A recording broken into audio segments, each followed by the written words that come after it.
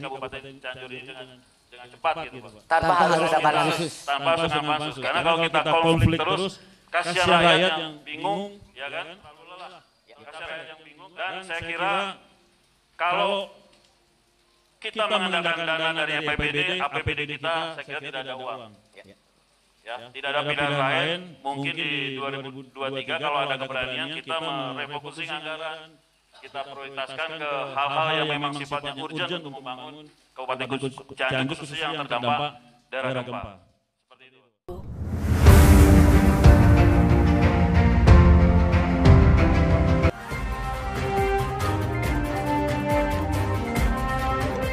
Rekan-rekan sekalian, nah ini terkait dengan peran serta masyarakat. Pemerintah Kabupaten Cianjur sudah mengeluarkan keputusan Bupati Cianjur nomor 360/Kep 407 BPBD /2022 tentang petunjuk teknis pelaksanaan bantuan stimulan perbaikan rumah rusak yang terdampak bencana gempa di Kabupaten Cianjur. Saya belum membaca keseluruhan Pak Rijal, tapi dalam juknis ini ada ruang pelibatan masyarakat, ada pelibatan yang disebut mandiri dan ada juga pelibatan pihak swasta. Kami tidak mau berdebat hari ini terkait dengan termin 40-30-30. Tapi yang pasti ada time schedule yang jelas apa yang tadi disampaikan oleh Pak Sadar. Kemudian juga kalau yang saya lihat dalam juknis, saya baca itu juga ada konsep rumah tahan gempa. Ini bukan hal yang mudah karena ini tidak dikerjakan langsung oleh negara. Tapi dikerjakan oleh masyarakat dan juga dilibatkan dengan pihak ketiga. Masyarakat Cianjur, alhamdulillah yang dalam hal ini diwakili oleh Pak Condro atau bahasa di medsos Pak Cipta Chandra. Beliau juga punya gagasan ingin berpartisipasi, punya konsep rumah tahan gempa. Saya persilakan kepada Pak Condro untuk memaparkan konsepnya. Bagian dari peran serta masyarakat, barangkali ini bisa berguna bagi masyarakat yang barangkali pilihannya ingin mandiri ataupun melibatkan pihak ketiga. Karena semuanya juga dalam pengawasan. Mangga Pak Condro dan kita kasih 15 menit Pak Condro. Pak Condro. Assalamualaikum, terima kasih atas waktunya. Sebelum simulasi mungkin saya sedikit memberi kritis ya, mengkritisi tentang yang disampaikan Kang Unang tadi tentang keputusan Bupati 360 Kep 407 BPD 2002. Memang di situ sebenarnya banyak yang rancu, termasuk sistem 40 30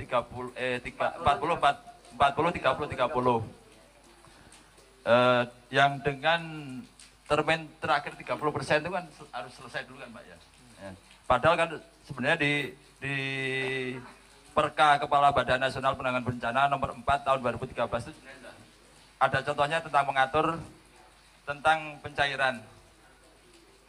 Nah, seperti ini mungkin nanti saya sampaikan juga untuk bahan masukan ya.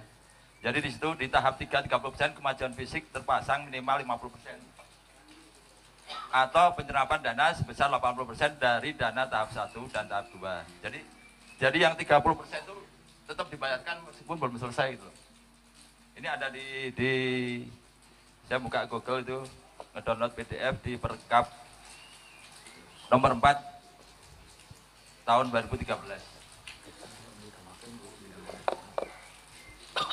Lanjut Pak. Terus kemudian yang perlu juga dibangun ya. Jadi kalau saya lihat kan kita fokus ke penanganan fisik infrastruktur sepertinya. Apakah BPBD atau Pemda udah punya konsep? Kan gimana pun merecovery itu kan harus punya konsep, punya program. Ini loh Cianjur ke depan mau seperti apa? Dengan uang 6 triliun, saya kira kalau nggak dikonsep dengan benar itu sayang sekali. Pertama, dengan 6 triliun dikurangi untuk rehab rekon untuk rumah ya, rumah rusak kurang lebih 1,6 triliun. Kemudian untuk ini sekilas gambaran saya ya, untuk Untuk infrastruktur jalan, gedung itu kurang lebih totalnya jadi 3,4, masih ada sekitar 2 triliunan. 2 triliun itu kan untuk membangun ekonomi lagi. Itu yang saya lihat belum ada. Jadi fokus ke infrastruktur, rehab, sementara membangun ekonomi sepertinya terabaikan.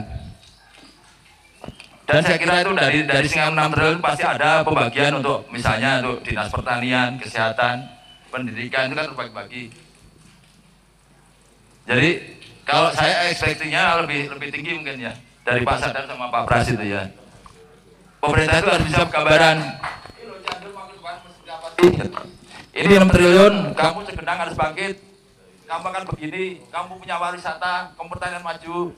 Itu yang saya harapkan. Jadi enggak yang selama ini kan nggak ada gambaran itu. Jadi akhirnya kalau kesah juga tentang bantuan kebutuhan pokok. Sementara harus dibangun itu oleh Pemda itu. Dan saya berharap Bupati itu sebenarnya bagus ya konten-kontennya itu ya. Cuma belum ada edukasinya, mungkin maaf Bu ya. Itu bagus nih Bu. Cuma kalau dikemasnya dengan edukasi, keren tuh. Terus banyak akhirnya punten itu, jadi agak sedih sih itu. Saya juga kenal sama Bupati, saya hormat gitu. Cuma kadang saya banyak kritisi beliau, kadang mungkin ya ada tim pengarah itu kadang malah jadi distorsi Bu. Distorsi akhirnya malah, aduh, saya juga sedih ternyuh jadinya gitu. Gimana sih gitu.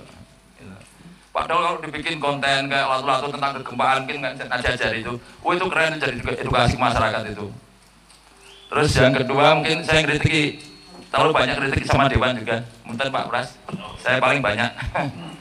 Karena apa? Karena harus berimbang, eksekutif dikritik, legislatif harus dikritik juga itu. Karena itu dua-duanya satu mata uang yang tidak bisa terpisahkan itu. Kemudian ketiga, yaitu mungkin BPBD belum atau Pemda itu belum, yang perlu dibangun adalah membangun kesadaran gempa Pak. Jadi kondisi Cianjur udah gempa gini, mau tidak mau kita harus bersahabat dengan gempa. Itu caranya gimana? Ya mungkin seperti yang dikatakan Pak Pras tadi lewat edukasi dari sekolah-sekolah tentang sosialisasi tentang rumah tahan gempa dan selain sebagainya, tentang mitigasi. Kemudian kalau bisa segera Pak, itu jadi konsep arah yang jelas, roadmap-nya itu apa sih Mbak? Dengan slogan Cianjur bangkit, Cugenang bangkit itu roadmap-nya seperti apa? Jangan sampai dana 6 triliun itu akhirnya sia-sia, bukannya lebih baik, harapan kita kan lebih baik Pak. Jadi nggak cuma normal lagi, dan jangan sampai akhirnya malah lebih jelek itu kan. Itu yang mohon perlu ada roadmap, program yang jelas, yang komprehensif. Kemudian masyarakat juga butuh kepastian tentang relokasi Pak. Jadi titik-titik mana sih masih pada bingung? Yang direlokasi, yang dipindahkan itu seperti apa sih? Terus yang kedua, ketika tanahnya direlokasi, saya berharap Pemda itu membeli Pak. Jadi yang dibeli, soalnya kalau nggak dibeli, itu akan dibangun kembali. Kalau dari yang dipaparkan Bupati bahwa itu hanya ada larangan, tidak boleh dibangun kembali, itu sangat bahaya. Menurut saya sangat bahaya. Suatu saat pasti dibangun sama itu. Jadi itu harus ada ganti rugi atau ganti untung. Pak Jokowi sekarang kan nggak pernah ganti rugi, jadi ganti untung gitu. Saya kira masyarakat akan senang. Yang saya tahu Pak Jokowi nggak pernah ganti rugi, ganti untung. Jadi kalau ada ganti untung itu masyarakat akan senang relokasi. Sementara kan selentingan banyak yang nggak mau itu. Terus yang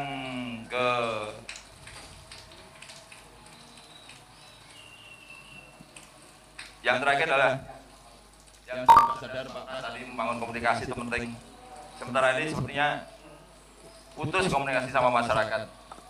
Jadi kita nggak tahu sebenarnya Pemda itu sudah melakukan apa aja sih. Nah itu mungkin perlu dibangun komunikasi dan dikurangi hal-hal yang kontraproduktif dan kontroversial menurut saya. postingan-postingan itu. Jadi saya harap melawan pikiran negatif medsos itu dilawan dengan kerja yang produktif, itu aja. Itu akan lebih bagus. Dan terakhir mungkin akan sedikit memberi gambaran ya, simulasi tentang rumah tahan gempa. Rumah tahan gempa itu ada beberapa macam ya, banyak sekali. Kalau yang dikonsep pihak ketiga adalah RISBA namanya itu, rumah instan baja ya. Itu dari Universitas Todolaku penggagasnya itu. Dan kemungkinan konsultan pun dari universitas sana itu. Makanya kalau ada rekan-rekan dosen di sini unsur tuh maju, ayo coba bikin modal baru yang mengangkat kearifan lokal kita itu banyak sebenarnya bisa. Misal dengan Rizka, rumah instan kayu, Rizbu, rumah instan bambu. Jadi banyak Pak teknologi tentang membangun bangunan tahan gempa itu. Kemudian kalau yang di mana ya? Di Cilaku ya, di TPA itu kan namanya RISA, itu sistemnya panel ya, racetak beton dengan mutu K300. Kalau itu kita memang susah. Cuma dalam hal ini saya mau menjelaskan bahwa membangun rumah tahan gempa itu mudah. Jadi ini konsep ini sebenarnya sederhana, cuma ada sedikit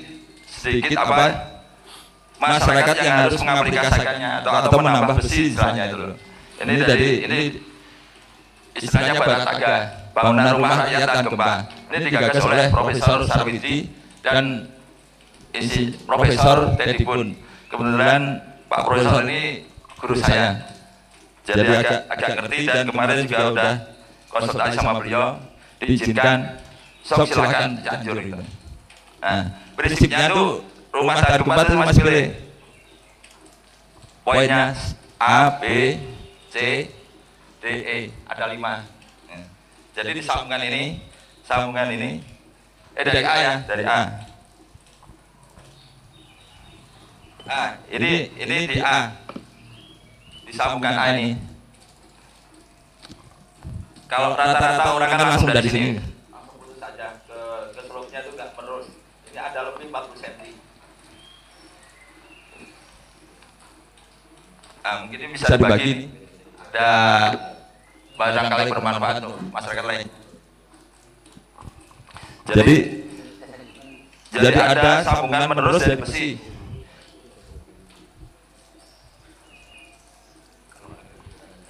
Kalau biasanya itu besi kan cuma sampai di sedikit, ini diteruskan 40 cm. Ditekuk 40 cm. Ini masuk 40 cm, 40 cm. Ini untuk apa fungsinya? Untuk seperti ini. Jadi mungkin sedikit sebentar ya. Ini kalau kita gempa ya. Gempa pemikiran masyarakat kan ajur-ajurkan naik turun. Sebenarnya enggak. Jadi gaya naik turun itu ketika ada di epicentrum.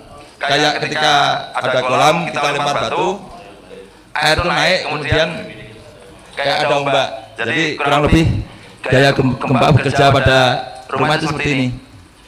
Nah, makanya di sini harus kuat, sini harus kuat, sini harus kuat. Seperti di sini, kita kalau hanya putus sampai di sini, di slope nggak akan kuat, pasti mudah roboh. Begitu pula yang di posisi ini, posisi B, ini harus masuk 40 cm, ditekuk 40 cm. Insya Allah kuat. Ini memudahkan 40 cm, sebenarnya kan 40 diameter, jadi 40 kali diameter. Kalau kita pakai mesin 14 ya, 40 kali 14. Arti 40 kali 14 artinya 64 cm kalau pakai besi 12, 48 cm kalau pakai besi 10 volt ya 40 cm. Cuma dia anjurkan di atas besi 10 atau besi 12. Kemudian di sini, jadi di pondasi itu harus ada angkurnya 40 cm di sini. Rata-rata bangun rumah kan nggak ada angkur. Jadi ketika ada gempa, nggak slope-nya yang bergerak, tapi juga keikat sama pondasi. Ketiga adalah di sini. Yang saya perhatikan di Cugenang itu banyak yang sebenarnya nggak akan roboh. Cuma karena ampiknya udah, jadi nggak ada balok, nggak ada kolom, nggak ada balok. Nggak diikat balok ini akhirnya dinding itu roboh, kena kuda-kuda, kuda-kudanya roboh, atapnya roboh, akhirnya rumahnya roboh. Itu sayang banget. Banyak kejadian, banyak bukan kejadian. Saya lihat itu urutannya dari Ampik sebenarnya.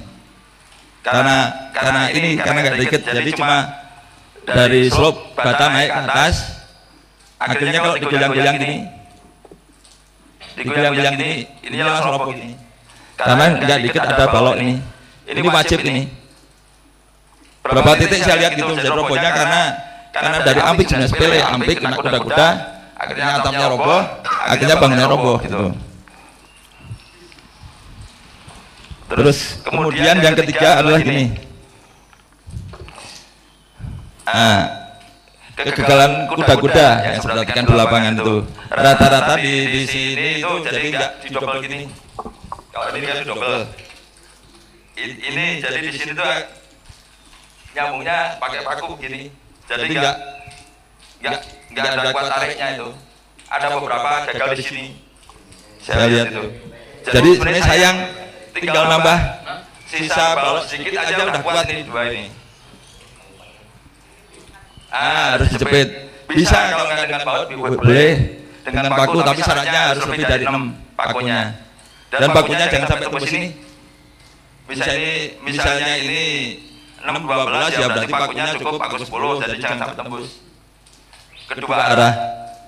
Yang ketiga adalah banyak yang rusaknya karena posisi kuda-kuda. Jadi kuda-kuda masyarakat menganggap ini adalah kuda-kuda Ampik ini. Sebenarnya nggak boleh. Dari Ampik terlalu jauh jadi jaraknya kuda-kuda. Terlalu jauh, kemudian dari Goding itu ditempel di sini. Akhirnya ini roboh, ini ikut roboh. Padahal harusnya harus begini. Harus didekatkan dengan Ampik, insya Allah aman. Jadi ada dobelan ini, mungkin karena ngirit ya mungkin. Dengan 60 juta cukup Pak? Untuk dengan anggaran 60 juta yang disiapkan oleh pemerintah. Insya Allah kalau untuk mandiri, jadi yang ingin konvensional mandiri itu ini cukup ini. Toh sebenarnya kan banyak juga yang bangunan udah ada fondasinya. Tinggal kita bobok, masukin besi, pembesiannya itu. Terus kemudian ada yang sebenarnya retak, nggak usah dirobohin. Jadi di sini retak. Di dinding retak itu. Padahal itu kan kalau kolomnya masih bagus strukturnya itu. Sebenarnya diakalin dengan itu kawat ayam Paunang. Jadi kawat untuk ngayak itu loh. Seperti kalau ini di mana yang contoh retak. Di sini kasih kawat ayam aja sini. Yang retak itu. Kawat ayam, tapi dibobok plesterannya, dikamprot, plester lagi, insya Allah buat itu. Ya. Ya.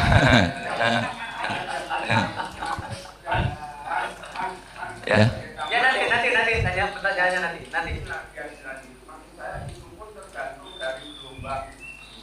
Mana? Betul. Ini kan gelombang kampakan ini. Yang harus kuat kan di sini.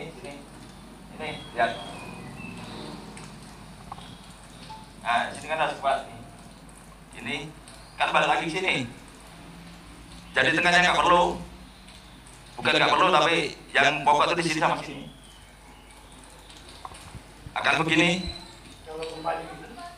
Itu di epicentrum Pak biasanya. Jadi awal epicentrum seperti air kalau dilempar batu. Peluk, nanti kan ada gelombang itu.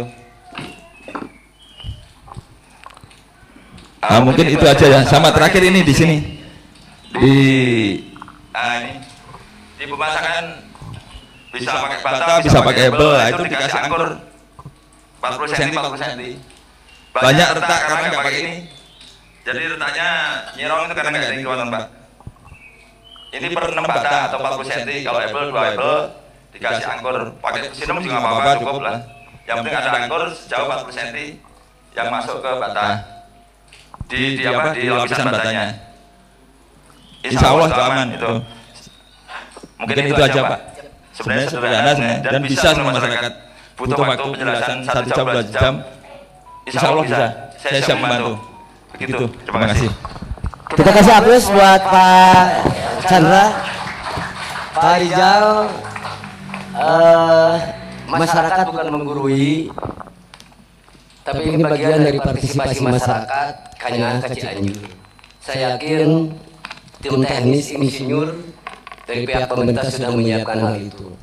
Hanya barangkali tadi yang disampaikan juga oleh Pak Sadar, Pak Pras, bagaimana terkait dengan manajemen komunikasi dan informasi.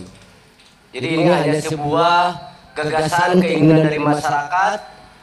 Kalaupun memang bisa bersinergi dengan tim yang sudah ada, alhamdulillah. Kalaupun tidak juga, ini bagian cek pasadharma, pintu surga dengan jalur yang lain. Ini bagian dari Palu Kifayah, Pak. Jadi sekali lagi tidak dalam kapasitas menggurui masyarakat, hanya bentuk Kanyaha. Saya yakin juga di sini banyak pemikiran-pemikiran dari Pak HM, Pak. Dari yang lain-lainnya, kan gitu kan.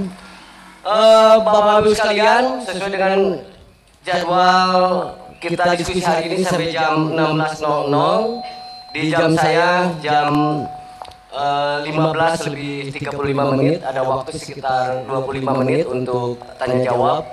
Saya tidak akan mengulas secara umum, tapi ada beberapa hal yang memang muncul dalam diskusi ini terkait dengan jaminan dan perlindungan atas kebutuhan pangan, sandang, dan papan. Kemudian terkait dengan relokasi, Pak.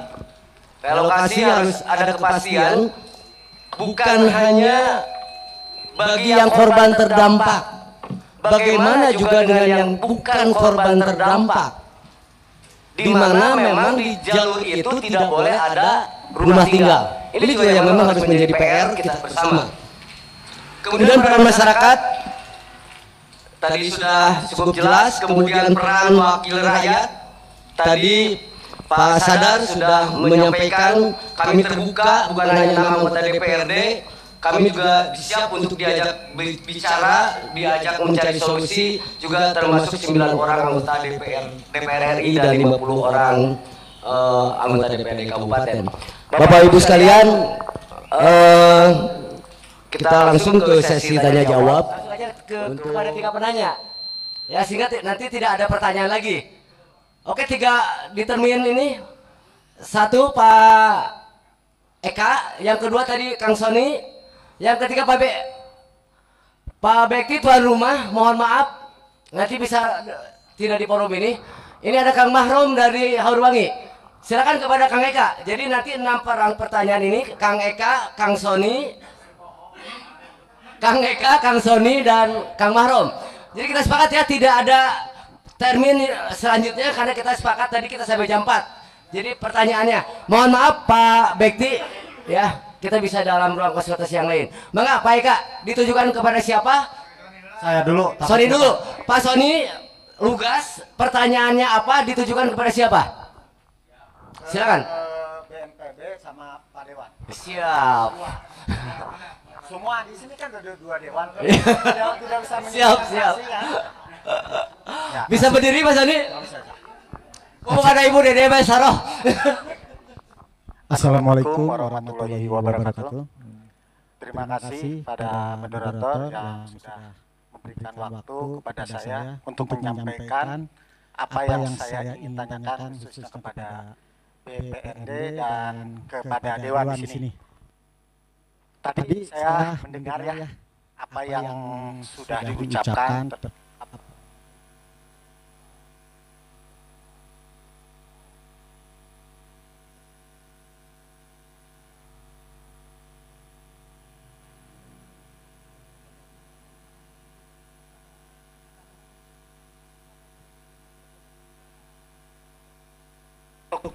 Untuk Dewan di sini, coba dengarkan Pak.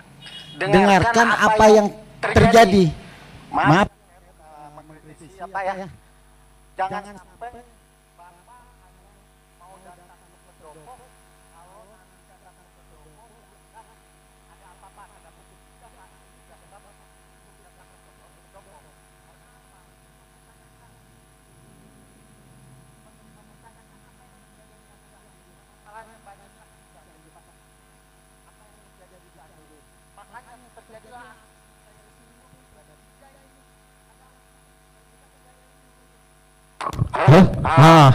Saya juga tidak ingin turun ke jalan Pak. Tidak mau aksi turun panas Pak. panas, capek semua. Tapi demi kemanusiaan saya terpaksa turun. Karena apa? Informasi publiknya.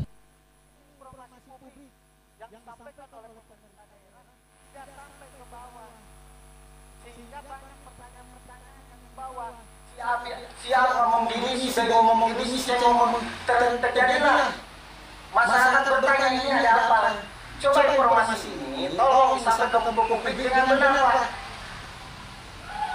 Salah satunya Pak terkait anggaran, terkait kenapa Cugenang terakhirkan, kenapa ada tahapan pertama siapa saja, tahapan kedua siapa saja, itu yang mesti disampaikan oleh pemerintah. Itu yang menjadikan pertanyaan pada masyarakat kepada pemerintah. Nah di sini terkait juknis oleh bupati yang ditandatangani oleh bupati itu jadi masalah besar Pak bagi saya dan bagi masyarakat yang dipertanyakan Pak. Kenapa? Di situ ada termin 1 termin 2 dalam pihak ketiga. Itu menjadi ruang kosong untuk oknum mahasiswa. Hari ini saya sudah melaporkan satu kepala desa. Untuk tujuannya apa? Ini ada ruang untuk jadi pungli, korupsi dan semuanya.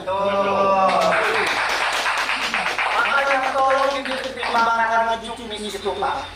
Apalagi satu, makanya di sini saya mohon maaf ya kepada Pak Dewan khususnya untuk yang di provinsi. Mungkin kalau ini terus menerus saya akan aksi ke Jawa Barat, ke provinsi. Kenapa? Biar ditangani oleh gubernur. Kalau permasalahan ini tidak ada terus menerus.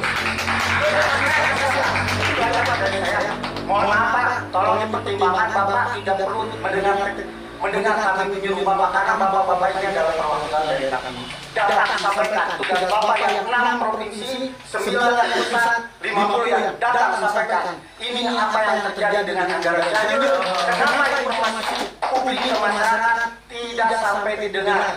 Karena di hulu ke bawahnya yang tidak menyampaikan yang seperti Bapak pastikan menyampaikan yang benar gitu kan. Tapi ada orang-orang ini yang menyampaikan yang salah. Makanya saya mengharap bikin pengaduan tiap desa tim independen di situ untuk menyampaikan informasi. Saya juga pengen Pak Cianjur tempat kami. Saya orang Cianjur, saya cinta Cianjur. Gitu Pak. Terima kasih. Wassalamualaikum warahmatullahi wabarakatuh. Terima kasih Pak Sony. Mangga Kang Eka. Tes. Baik. Tugas pertanyaan apa ditujukan kepada siapa? Oke.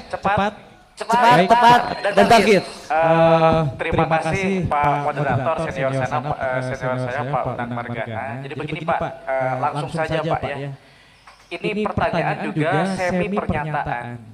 Betul tadi yang dikatakan oleh Pak Ketua Sony.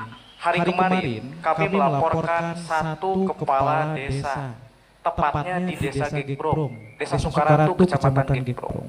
Kenapa? Karena melakukan pungutan liar dengan dalih peng-SPJ-an uang stimulan tersebut. Jadi ada 381 penerima pada Permen 1 kemarin yang ringan, sedang, berat. Nah, untuk pencairan tahap kedua, ini dengan dalih peng-SPJ-an yang dilakukan oleh pemerintah desa, maka dipungutlah biaya.